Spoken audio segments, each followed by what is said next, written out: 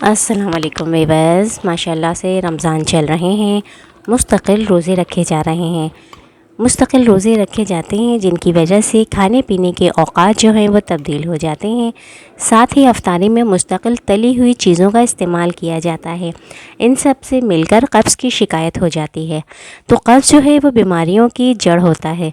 कोशिश करें रोज़ाना आप इसको दवा के बजाय खुराक के ज़रिए ठीक करने की कोशिश करें, जिनमें फ़ाइबर की मक़दार बहुत ज़्यादा हो।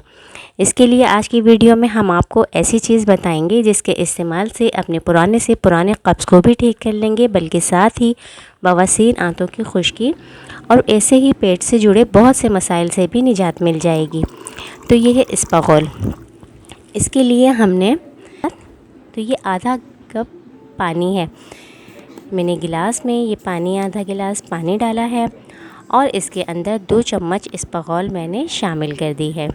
छिलका इस्पागोल आपको किसी भी परचून की दुकान पर, किसी पंसारी के पास या किसी भी स्टोर पे बहुत आसानी से मिल जाएगी। तो मैंने 10-15 मिनट भीगने के लिए छोड़ दिया है।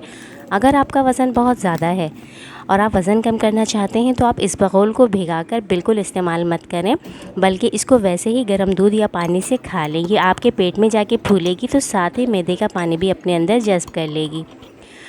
तो 15 मिनट जब हम इसे भिगाएंगे तो साथ ही दूध को हमने गर्म कर लेना है। ये देखें, ये 10 से 15 मिनट में बहुत अच्छी तरह से फूल गई है।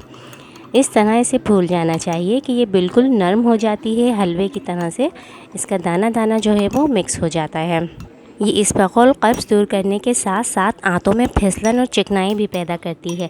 साथ ही मैदे के ज़ख़म, आंतों के ज़ख़म और मरोड़ में भी ये आराम देती है।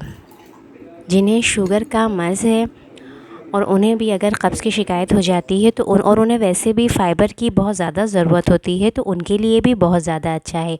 वो इसको सोते हुए आराम से इस्तेमाल कर सकते हैं।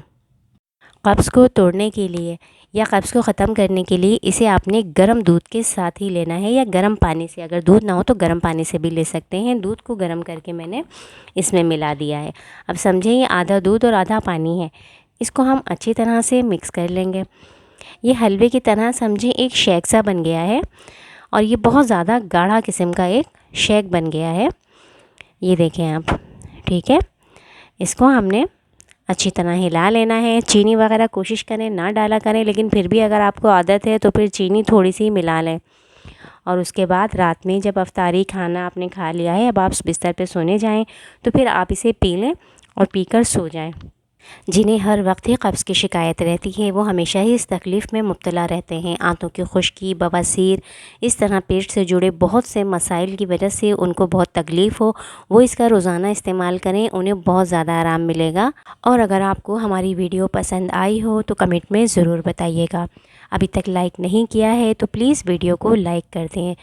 चैनल पर न्यू हैं तो चैनल को ज़रूर सब्सक्राइब करें। हमें अपनी अगली वीडियो तक के लिए इजाज़त दीजिए। अल्लाह हाफ़िज़।